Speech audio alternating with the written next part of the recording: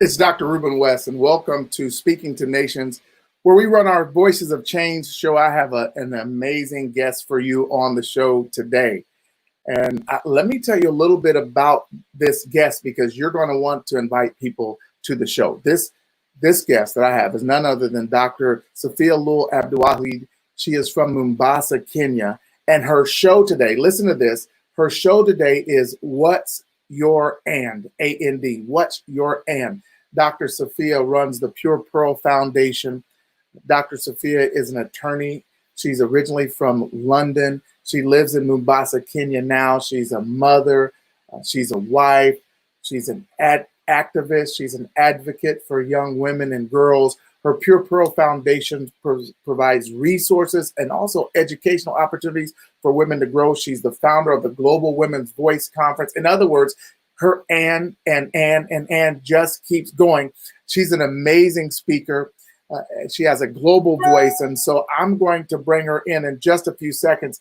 But what I want you to do is make sure you invite somebody to this show, because if you want to be inspired, if you want to be challenged, if you want to be motivated in a way that is unusual by a powerful woman, you're about to be by none other than Dr. Safia Lul. And I'm going to bring her in right now. Dr. Safia, how are you doing today?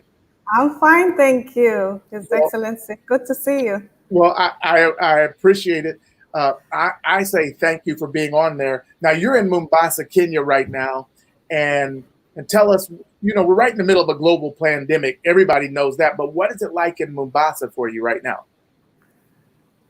It's we're living in unprecedented times, to say the least. It's been quite challenging for the majority of the people in the coast. We are on a lockdown and national government curfew. We have to be home by 7 p.m. It's been extended to 9 p.m. And it's quite tough right now, but we're grateful, we're alive, we're healthy, and we're keeping safe.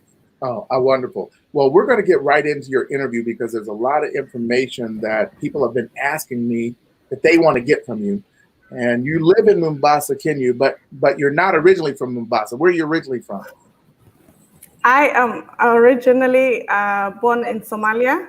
I was raised briefly in Kenya, and very young, I moved with my family. We migrated to London, England.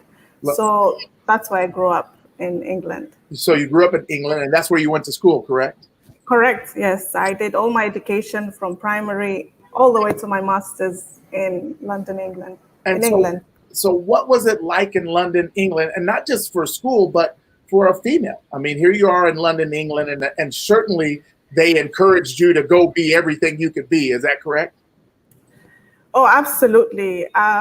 Coming from a patriarchal society, being a Somali, raised briefly in Africa, women are not considered to be as, they don't have a voice, shall I say. They're not valued.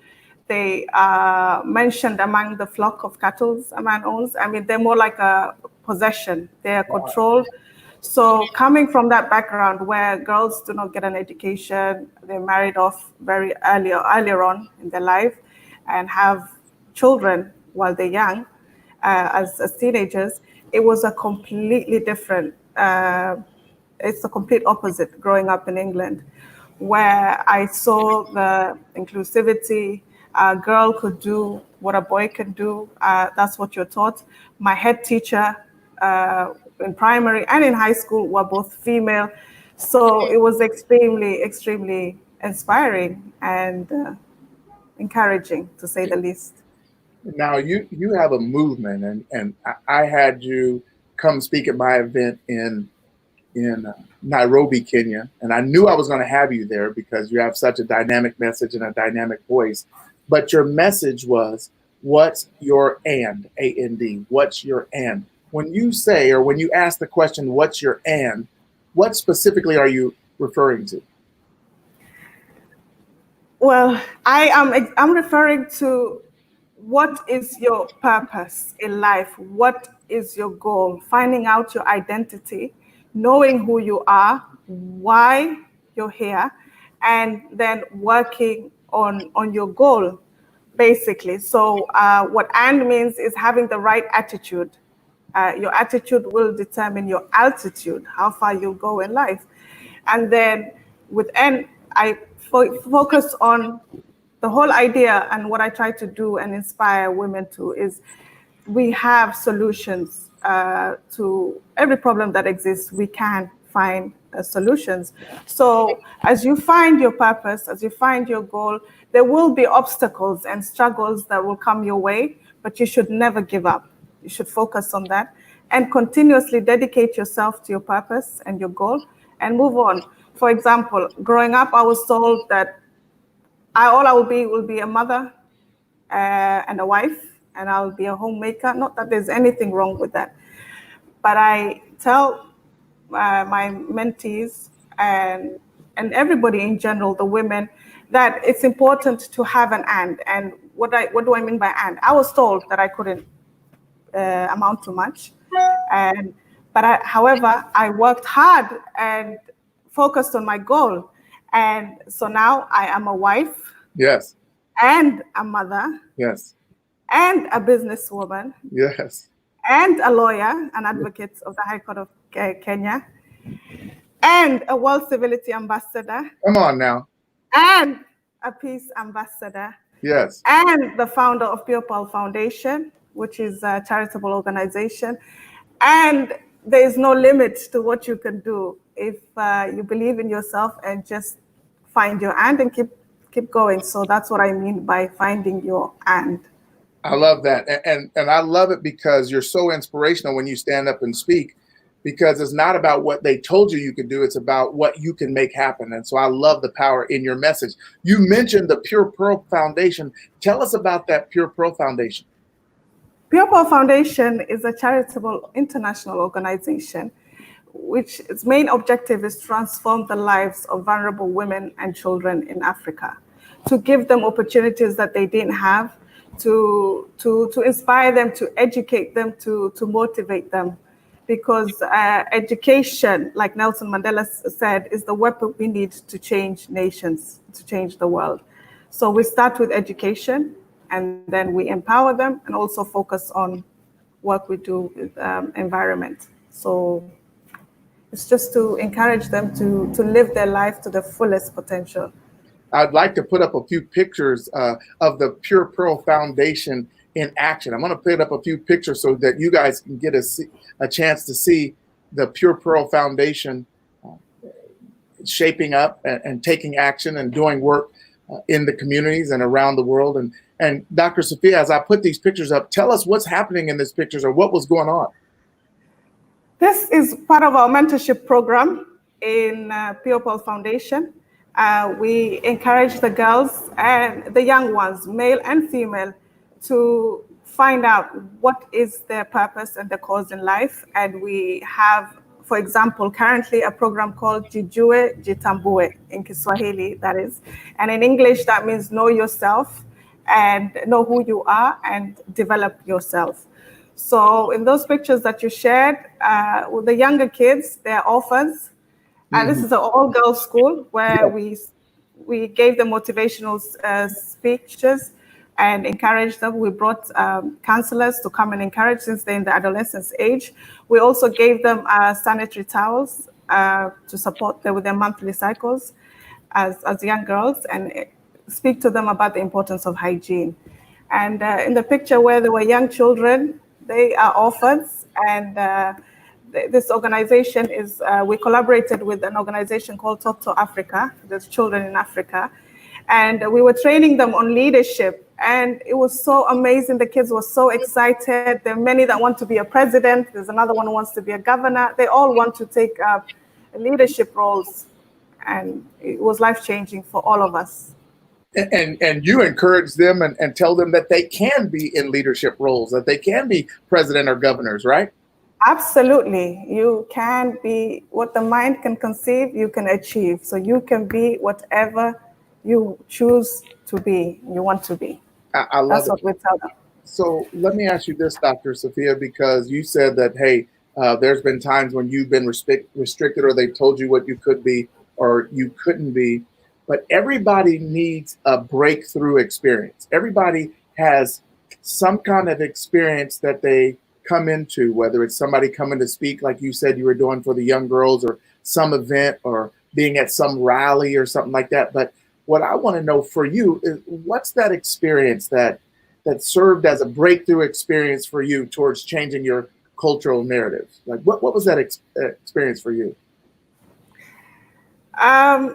I've had several interactions with great leaders and mentors, but most importantly, what I would say is I think my mother and grandmother having such a huge impact in my life. And although they did not receive the education, the formal education that I got, they also always encouraged me to just break the cultural norms and the barriers. I can be more than a housewife. I can be all that I want to be if I work hard. And so that helps me. And of course, with the faith and belief in God, because with God, nothing is impossible. And Yeah. so focusing on God and what my mom, my parents, and my close loved ones had told me, and also moving to England at a young age, that helped me break the cultural norms, or that people would perceive women as, just to be a housewife. So when I saw the inclusivity, when I saw girls and boys competing in sporting events, when I see that a woman is a bus driver, when I have women in leadership roles, teachers who are the head teachers being female, that changed. Those experiences changed my perception. Yeah. I love that. You have an event that you put on. It's the Global Women's Voice Conference. As a matter of fact, I think I have a picture of that, you standing at the lectern. The Global Women's Voice Conference. This was an event that you started. I got two questions. Number one, what made you start the event? And then number two, how was it? Like, what was it? What you expected? What did you learn? Wow. What truly encouraged me to actually start the conference with the Bilbo Foundation was being in the field and dealing with issues that are related to the youth and women. I've seen that there was a high illiteracy rate in the coastal region of Mombasa. There was also issues of youth unemployment and lack of opportunities, and also the lacking of skills and training needed, for example, to start a business. And so within the programs of PurePal, which I would summarize to the 3 E's, which is number one, education, secondly, empowerment, and thirdly, working with the environment. But with education and empowerment is what my focus was on. Being a Muslim, and the majority of the people in Coast come from all faiths and backgrounds, but majority come from adhere to the Muslim faith. And it's not the religion that states that a woman, it's nothing to do with religion, but more of a culture. So again, breaking that cultural norm of telling the girl that, you know what, you don't even need an education. And believe me, it still exists. I thought I left when I was young. It was still there. It's still here. And people believe that, a girl's job is just to get married. So I wanted to give the opportunity to the women and the youth to just improve their skills, to be motivated, to be inspired, and to just talk about what PurePal does and encourage them to join us on mentorship programs and all other developmental programs and sustainable programs that we have. And what inspired me the most was the wonderful speakers that came from all over the world, including yourself, Dr. West. You have no idea how you've changed the lives of those. They're so inspired. Till today, they talk about the Global Women's Voice Conference that happened last year. And it was just absolutely inspiring and life-changing and motivating. They were so excited. And the theme for that conference was Unleash Her Ability. And because we all have the innate goodness, we have the potential to achieve so much in this world, and we have such a short time, a finite time to achieve those goals. So it was more of an eye-opener. It was more of encouraging, inspiring, motivating the masses, the youth and the women to, if you don't mind me, I'm going to quote you, not just live life, not just live the good life, but live your best life. Yes. And I want to thank you so much.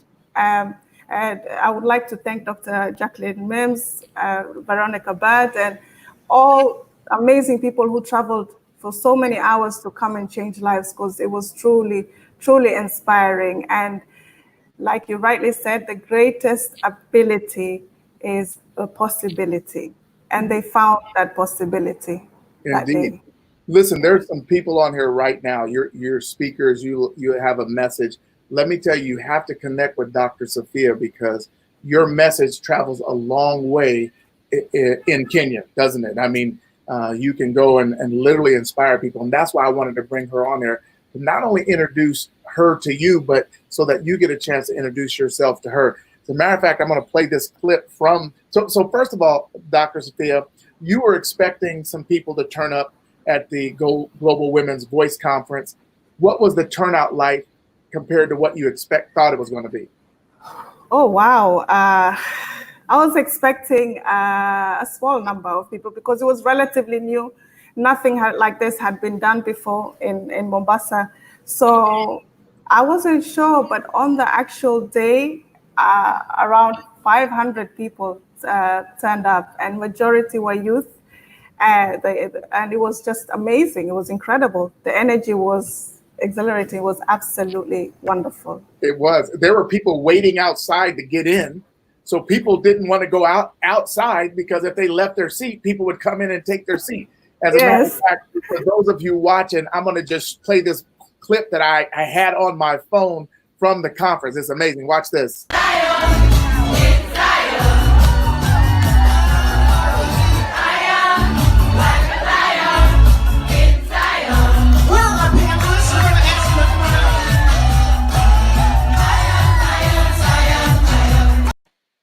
How great was that? I mean, when you look at that, what memories come back to you? What do you think about seeing that?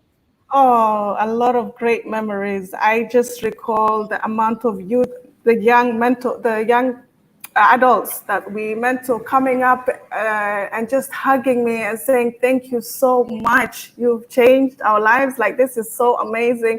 The speakers were all great. We are so inspired, and we want to live our life to the fullest. We want to unleash our ability, our full potential. And I was like, excellent. I love it. You know, let me tell you, if you're listening right now, there's somebody that probably needs to hear this message from Dr. Safia, to ask them what's their and. Do me a favor and share this message. And if you have a question for her, go ahead and drop it in the feed. We're going to keep going on with the interview. Dr. Safia, at the event was packed. And then that night we left and came back, and for the first time, you had an award ceremony to award different people throughout the community for their service, for their give back. Tell me, why did you do that? You know what? It mainly comes from the point that many people do a lot of great work, but they're not appreciated, they're not recognized.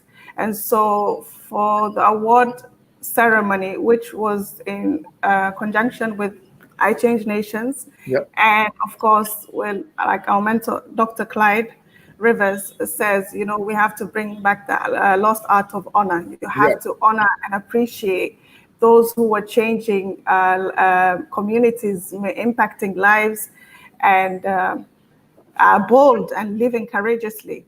So I had the honor to just look around and see, and there are many people who are doing a wonderful job supporting others. And with the little that they have, they're doing the best that they can. So it was really tough to reduce the number of people who would be recognized. But you know what, there's always a next time. But that was the idea behind appreciating and encouraging the community heroines and heroes on that day, acknowledging them. Now, I was so thankful to have an opportunity to be a part of that and participate in that. And there was one award that was given out that blew me away. I mean, it was so powerful. And I these pictures are on my phone. So I took these pictures off my phone and put them on my computer so I can show this picture. Tell the people listening about this picture, this photo. Oh, wow. Yes, that is the lady right there is Mrs. Rose Chico and Mr. Wilson Chico, her husband. She traveled for several hours to come just for the conference and be inspired. But this wonderful lady started community service and giving back at the age of 19. Yeah. And no one in her had ever recognized her, appreciated her, encouraged her for the great work that she was doing with the elderly, with the widows and the orphans. So it was just, she was in awe when she was recognized for the work that she was doing. I mean, she brought the audience to tears. She was really touched and inspired, and we were so happy. You remember? And I have to say, listen to this. If you're listening, she had been doing the work for 50 years. She was 69, and she started when she was 19. She had been doing the work for 50 years, and no one had ever said thank you. No one had ever appreciated her for using her resources. She came day after day after day. Listen, for 50 years. And Dr. Safia, and that's why I had to have her on this show, because she asked the question, what's your end? Dr. Safia said, hey, I will be the first person to recognize her for her work. And when she came, she was completely overwhelmed. I mean, she was crying. Her husband was crying. The people in the audience were crying. I don't know what was going on with me, but I just thought it was beautiful. I mean, it was absolutely amazing. And so, Dr. Safia, that's why I had to have you on here, because it's not just about the work that you do. You also bring attention to the work other people do as well. And one of the things that you're known for saying, and I love this about you, you said that what good is freedom of speech if they don't give women a voice? Tell us about that. Yes, we are all born with innate gifts given by God. Honestly, there is nobody who has come on this earth by mistake or just to occupy space. But often women are told not to speak up. They should just be seen and not heard. And so what I wanted to do was disrupt and change that narrative that we should just be seen and not heard. We have a voice, a God-given voice, and we need to use that voice to stand up for what's right and to just speak up against injustice. What's the point of having a freedom of speech without a voice? So, yeah. I love that. And another thing I love about you is that in spite of the fact that you're a Muslim, you advocate for women of all faiths, correct? Yes. Yeah. Absolutely. Yeah. Absolutely. Because I believe we were all created equal. No gender is better than the other gender. And no race or color is better than the other. I mean, we come from a just God, an all-powerful, all-knowing, and he did not give us the different cultures or colors and races because he's the creator for us to discriminate amongst each other. So yeah, we We're all equal in the eyes of God, and we should be treated as that. I agree. I'm going to show you this picture. Tell me what was going on here, and what does this sign mean to you? She has this sign. It's obviously at a Pure Pearl event. She says, "Here's the strong women. May we know them. May we be them. May we raise them." What does that mean to you? I love it. That means so much to me, because let me tell you, Dr. West, what happens in general is there's this: women are depicted as weak. They're depicted as vulnerable. They are depicted as they're discriminated, they're oppressed, and all that is true. I mean, it's true that is there, that's the case.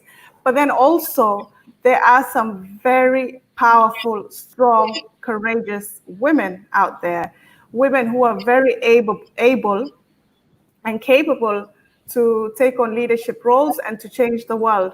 So why not encourage and inspire and inform the young ones now, enlighten them about the importance of knowing that you're a strong woman and you have your purpose, and let's work together. There's power in unity and joining hands.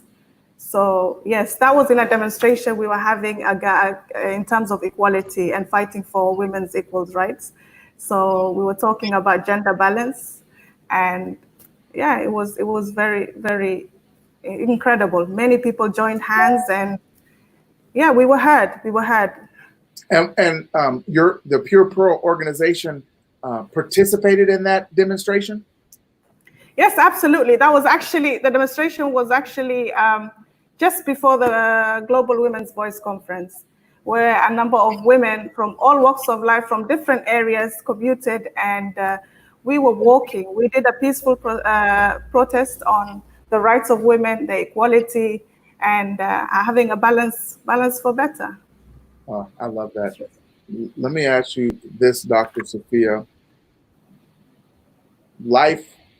The quality of life, in my opinion, sometimes comes down to the quality of questions that we ask ourselves. And there's a literal book called A More Beautiful Question. And it's talking about, hey, when you ask the right questions, you get the right answers. And so what I want to know for you is, how important is it that the questions that we ask women, and especially women in leadership, what are those questions, and how important are those questions that we ask? I think it's very important to ask the right questions. And when we look to women, we really, really need to focus on their strengths, because women were created as I believe the stronger gender, and it's proven scientifically actually that if a girl is born and a boy is born, the girl has a higher chance of actually surviving and living. And not only that, the woman is the first educator. She is a nurturer. She raises her children and teaches them. She's extremely, extremely strong. And so we're not depicted in that light mainly. We're depicted as women who are violated, who are abused, who are discriminated against, who are weak. And that all needs to change. We have to disrupt that narrative. And sure, we are naturally born leaders. We are empowering and educating the future leaders. So it's important. And like the African proverb, I'll give you an African proverb that will explain that very well. It says that when you educate a man, you educate an individual. But when you educate a woman, you educate a community, a nation, a society. I mean, women are really powerful, and it's high time that their strengths and their ability are highlighted more than the negativity that is brought. So that's so powerful. Hey, if you have a question for Dr. Safia, I'm going to give you an opportunity to drop it in the feed. If you have a question for her, please drop it in the feed. I want to bring up this picture, and this picture is of one of my favorite people. And I want you to tell me what was going on here in this picture. Or two of my favorite people, let me say. Now, who is this handsome man right here? That's my other half, Dr. Yes. Anwar. This picture was taken actually on World Civility Day in Gary, Indiana. Yeah. And In the Dr. U.S. Yeah. In the United States, yes. And it was such a wonderful event. People came from all nations. Over 50 nations, I think, were present. And Dr. Anwar received his award as an ambassador for peace. Yeah. But So, from the Universal Peace Federation, which operates in over 150 plus countries. And you were actually appointed World Civility Ambassador. And for the people who don't know it and you're listening right now, Dr. Safia was named the 2019 African Woman of the Year. And so, what was that like for you to receive such a distinction? I was truly, truly humbled and honored to be receiving that award. It was a representation for not just my family, but for everybody, all African women, and especially as a Muslim woman, and all that, being a female, being a woman, being a Muslim, uh, and African descent. It was just incredible, inspiring, and I mean, for those who much has been given, much is required. It made me think I have to really work on amplifying the women's voice, educating them on their rights, motivating them, inspiring them, and encouraging, and also working on civility, the people treatment, treating everybody how you want to be treated. So I'm absolutely honored and humbled, and to be mentored by great men like His Excellency Dr. West and Thank His you. Excellency Dr. Clyde Rivers. So it was truly humbling. It was a humbling experience. Wonderful. Dr. Tracy has a question for you. She said, what would you say to women today who are trying to adjust in this time of unrest around the world? What would you say to them? I would say times change. Yes, we have challenges, but if you focus on your true self, know who you are, because I think identity is a very uh, key question that we have to ask. Who am I? Where am I from? Why am I here? What's my purpose? Where am I going? It's those questions are timeless, shall I say? They don't are not defined by time. So it's imperative that the young girls ask themselves those questions and focus on why they're here, because ultimately, like Dr. Steve Covey had said, we have to begin with the end in mind. So we know we're here right now, but we're not going to be here forever. Right. What is it? What is your purpose? What is it that brought you on this earth? I mean, why did God bring you, choose you? What is your innate gift and talent that you want to share with humanity? And to just work on that and be inspired, because all this will change. Yeah. Yeah. Dr. Safia, there's speakers listening right now. I see several on here: Sakoni Prince, Dr. Sonia Robinson, who you met in Kenya when we were speaking at my event, Dr. Tracy Ward, Gwen Cunningham. There's a lot of people on here that may have a message. And what I want them to understand is that I was very surprised when I went to Kenya and to Mombasa how well my message was received. You're going to be doing this Global Women's Voice Conference. We had one scheduled and planned. Obviously, the coronavirus had its own plan, so we had to make some adjustments to that plan. But when you think about their message and bringing it to Kenya, how do you think their message is received by the people of Kenya, by the women of Kenya? Oh, I absolutely believe the message is received with open arms and an open heart. People are thirsty for knowledge. People are thirsty for that information, and especially the women and the youth. They would love that encouragement. And so, for all the listeners out there, I would encourage you to come see Africa, see Kenya, and see the potential that we have. We have, a population of almost 40 million, and majority, over 50% are young, are the youth. So Please come, share your message, share your knowledge, and encourage us all. I'm going to go to a question from Sakoni Prince, but before I go to that question, I want you to speak on this. I was there in November of last year. I was in Nairobi, and you were over in Mombasa, where you live, and they had a ceremony, and you were part of the ceremony, and you were recognized as one of the top 100 Muslims in Kenya, the whole country. What was that? And I bring this up because I want the people who are listening to you to see your humility, to see your grace. I mean, you have all these honors and all these accolades, but you're still just a down-to-earth person. You're very civil. You're very humble. But what was that like for you? And what keeps you so humble?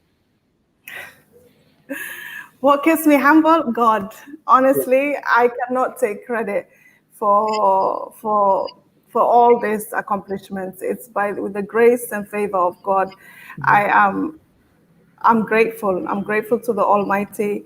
I ask Him to guide me and strengthen me so that I can be able to do His work. Be of service to others, be of service to humanity.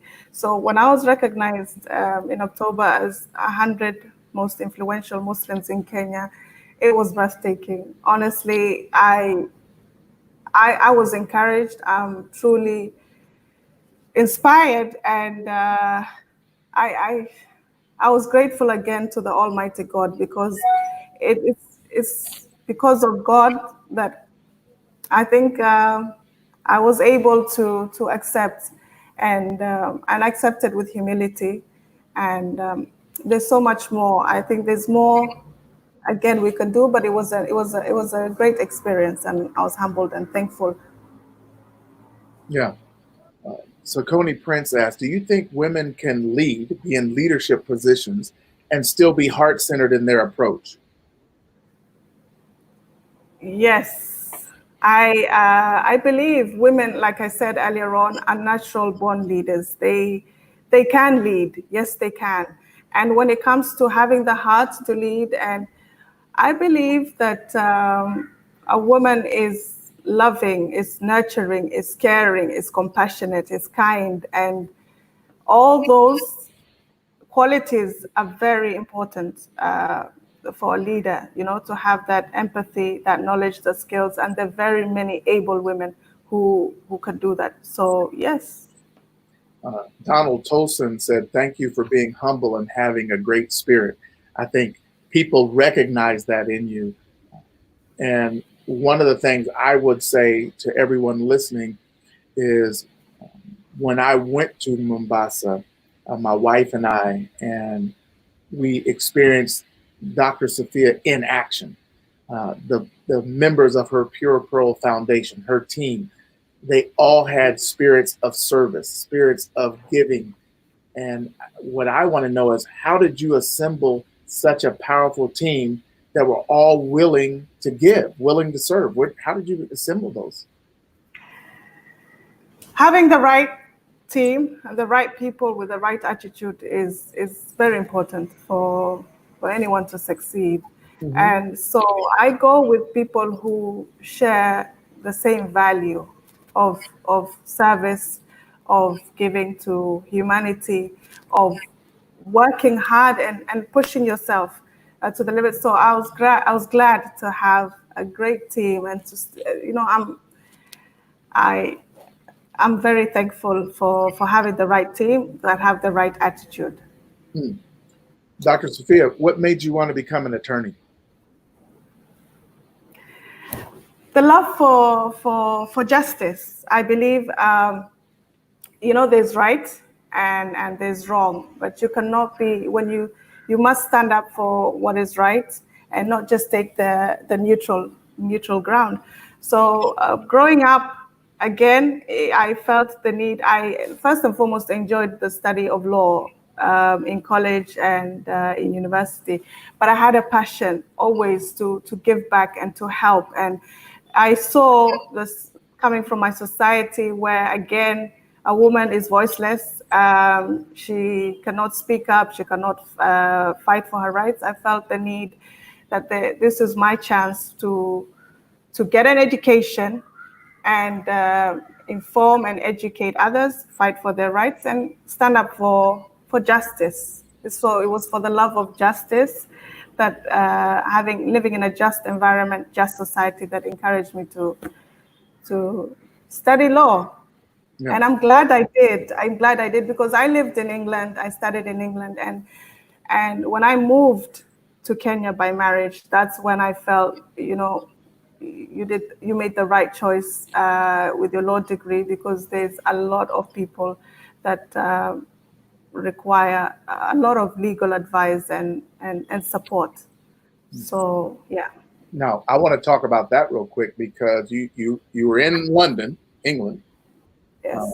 You had met Anwar, your wonderful husband now. He's your husband now.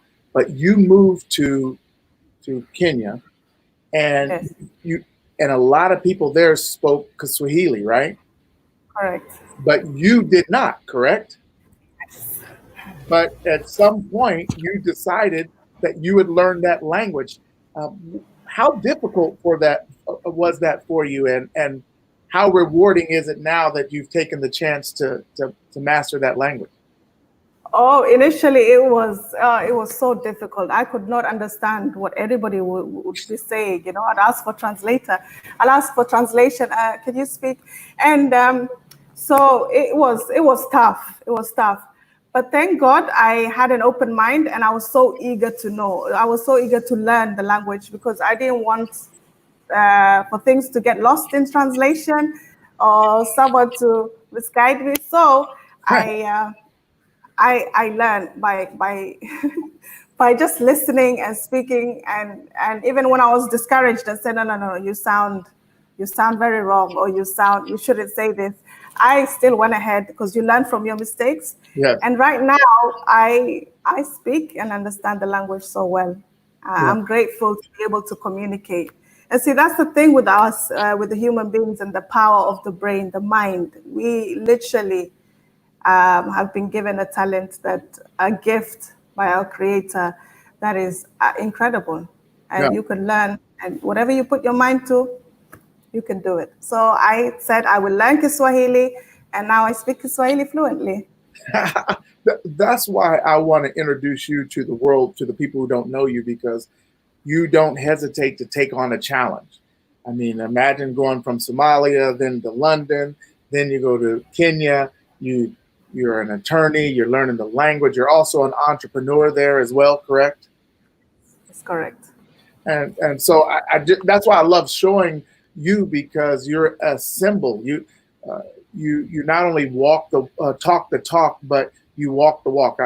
I like that, because people can find inspiration in you, because you're always challenging yourself for the next and. You ask the question, what's your and you're always looking for your next one. Let me tell you what Sonia Robinson wanted to know. She said, how can our youth achieve equality living in today's political and social climate? I believe that we can achieve equality if we have the right mind frame, if we educate ourselves on our rights. Especially, we have to know what is rightfully ours, and just having disrupting the mindset, the narrative that we've just been put in a box, and we cannot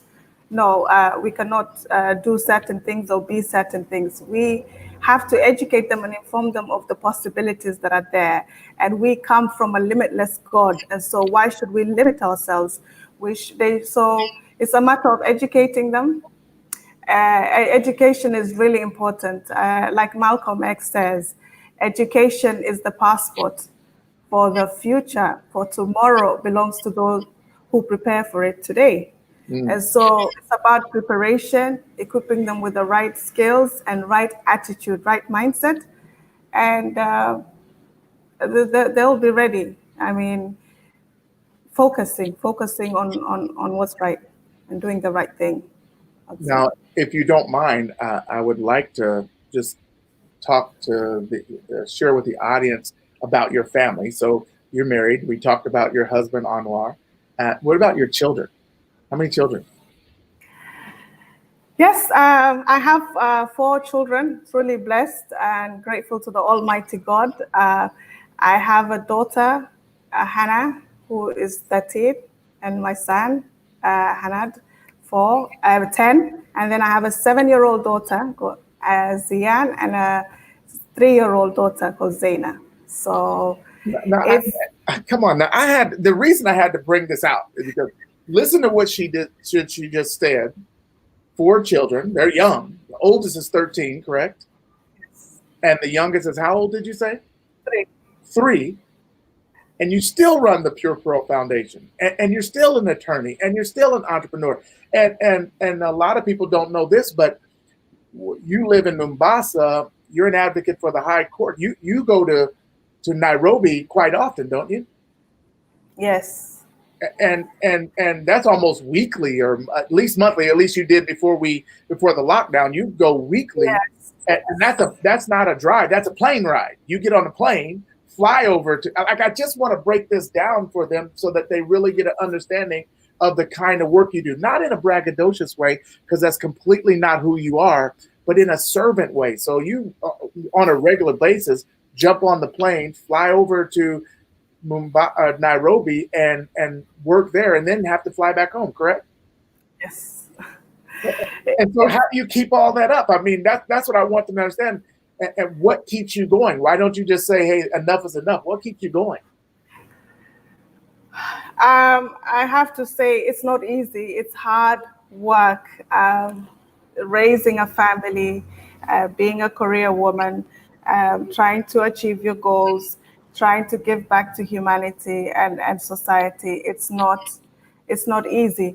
But what drives me is, again, my service to humanity, the passion that I have to just give back and help others. And I think Mahatma Gandhi said it very well. The best way to find yourself is to lose yourself in the service of others.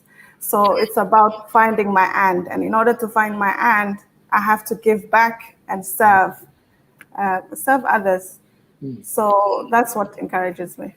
Powerful. Dr. Safia, let me ask you this, because people don't know. People don't know. And so I want to, you're a very easy person to introduce concepts to other people.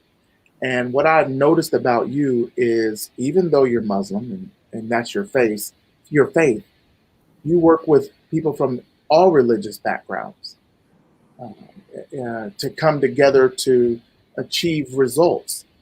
What's that like, and what gives you the ability to do that? Because in so many other instances, most people are looking for differences and why they are different. And what you look for is what we can do and how are we the same. What gives you the ability to do that? Again, it comes from the teachings of our Prophet Muhammad sallallahu alaihi wasallam. Islam is a religion of peace. So my upbringing is about learning to be inclusive, and I'll quote our Prophet Muhammad sallallahu alaihi wasallam. The Prophet Muhammad said, peace be upon him, that you're not a true believer if you do not want what you have for your brother or your sister. And the same can be translated in all scriptures. And we all believe in treating people how you want to be treated. Exactly. Because God is love, God is kind, God is compassion, God is merciful. And when it comes to love, it knows no boundaries, it knows no colors, it knows no. So ultimately, I believe God is the judge. I have no right to judge anybody on the skills, the abilities, the color, the gender, the race. I mean, all those are nothing. We're all human beings. We come from the same source, and we will return to the same source.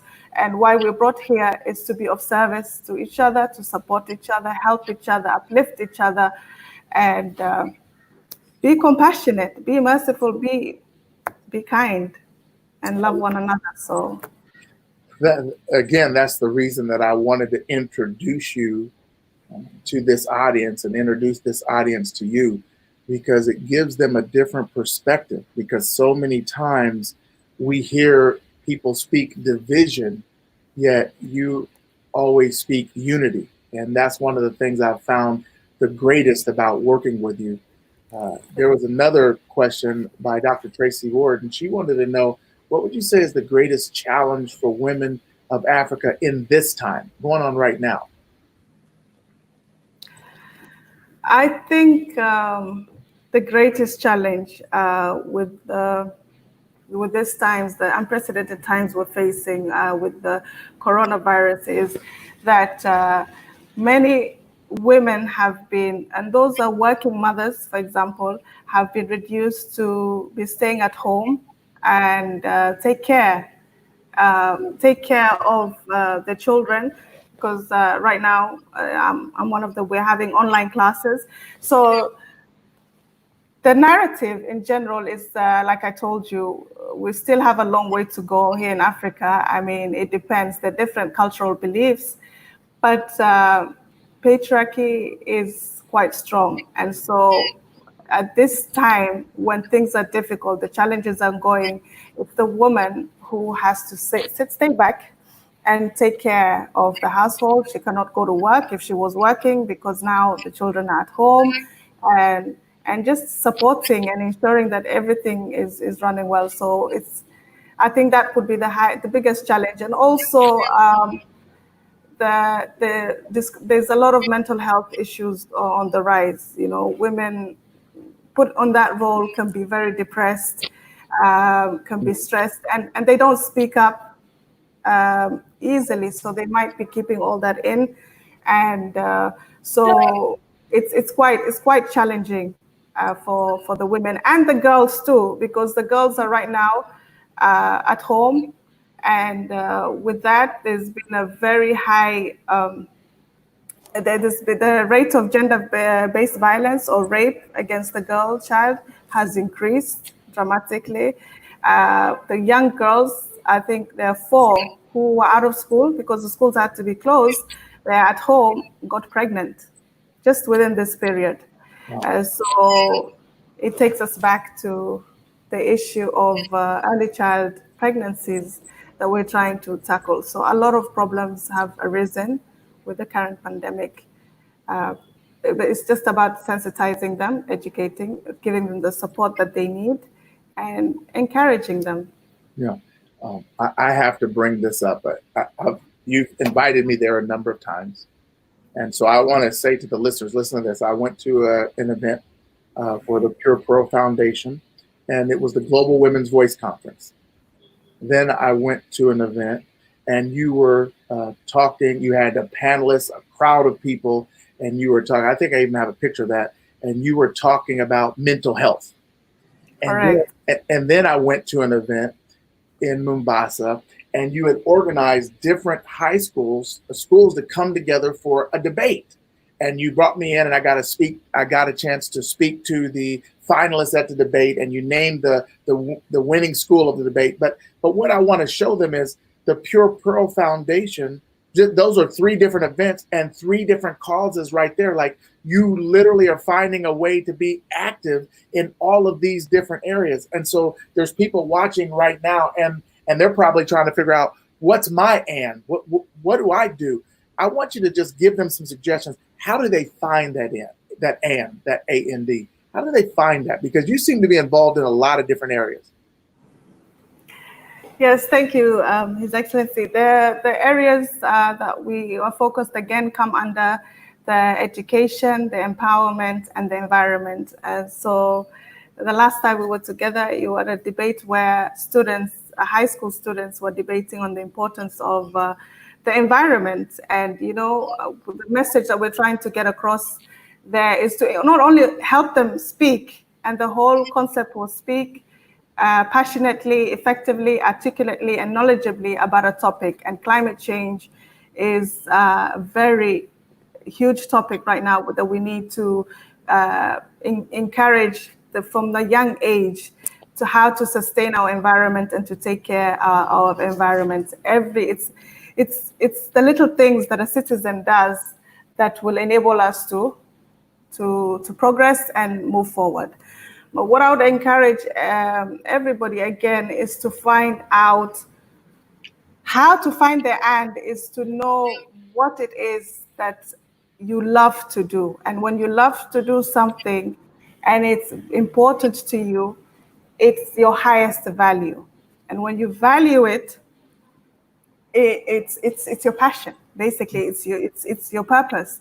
So you find your identity, know who you are first and foremost, why you're here, because you're here, God created you on purpose and for a purpose. And then when you know your purpose, you dedicate yourself to that purpose. You're going to have obstacles, you're going to have challenges, it's going to be hard, and sometimes you'll feel like giving up.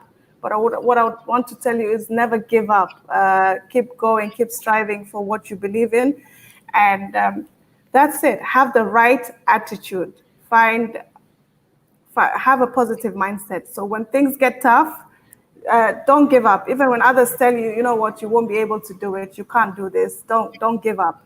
Stay positive, stay focused, believe in yourself, and believe that nothing is impossible with your Creator, and you will achieve your goal and manifest your dreams. Rister, who I met in California, who's from Kenya, she lives here in the U.S. She's going to be going back. She said, "I love you both, Dr. West and Dr. Safia Lul Abdiwahid. My world is a better because both of you are in it." Well, thank you, Rister. I appreciate that. And I see why it's better with a person like Safia in it, because she does so much. She gives from the bottom of her heart. That's just the kind of person she is.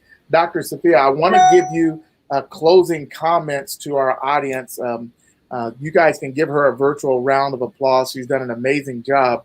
I want to give you some final thoughts. What would you say to our audience about what you're in? What I want to say is, number one, keep the faith. Keep the faith in God. Number one, He brought you on this earth for a reason and for a purpose.